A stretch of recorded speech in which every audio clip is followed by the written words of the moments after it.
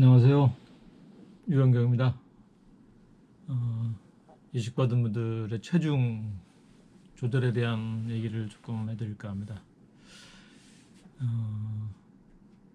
이식받는 환자들의 이제 상황이 다 개인차가 있어서 이제 일률적으로 적용하기는 매우 어려운데요.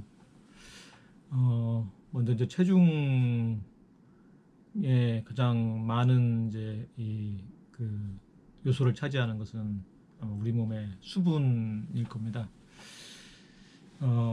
우리 몸의 3분의 2가 수분으로 되어 있고, 이제 나머지는 이제 다른 이제 여러 가지 이 근육이라든지 지방 이런 것들로 이루어져 있는데요. 그래서 이제 보통 여자들이 지방이 많아서 지방에는 수분 성분이 거의 없지 않습니까? 그래서 상대적으로 남자들의 이제 수분 함량이 수분 이 양이 여자에 비해서는 높은 걸로 되어 있습니다. 한 3분의 2가 이제 수분으로 되어 있죠, 체중에. 그러니까 이제 이식받는 환자분들이 그 복수가 배알에 굉장히 많이 차 있고 흉수가 많이 차 있는 경우에 어떤 환자들은 성인 같은 경우에 그 복수가 10,000cc 이상, 15,000cc 가까이 엄청나게 고여 있는 분들도 있고, 그러면 이제 이식 수술한 다음에 그 복수나 흉수를 다 빼게 되니까 몸무게가 쭉 이제 빠지게 되죠. 이식 후에 이제 우리 그 체중이 오르락 내리락 하는 것의 대부분은 우리가 그 주입하는 수액에 의해서 거의 결정됩니다. 몸무게를 이제 사실 이제 이 그 가장 중요한 이제 역할을 하는 이 근육이 이제 이식 수술한 다음에 그냥 급속도로 불었으면 좋겠는데, 근육이 의해서 체중이 붙는 것은 굉장히 오랜 시간이 지나서이고 서서히 되기 때문에 이제 이식 후에 직후에는 체중에 대한 신경을 굉장히 많이 쓰게 됩니다. 입원해서 이제 이식 후에 입원했을 때 체중이 늘지 않도록 하는 것이 제일 이제 저희가 신경 쓰는 것인데요.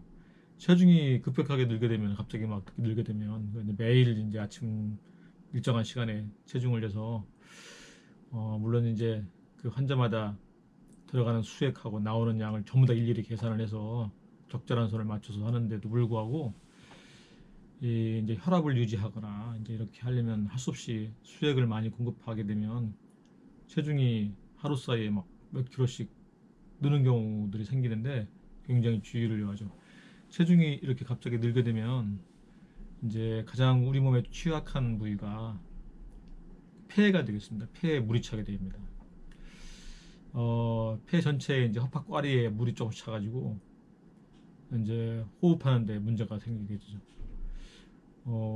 그게 문제가 생기면은 이제 산소를 그 허파에서 산소를 공급해서 몸에 필요한 데에 보내줘야 되는데 그런 것이 장애가 되기 때문에 문제가 아주 심각해집니다.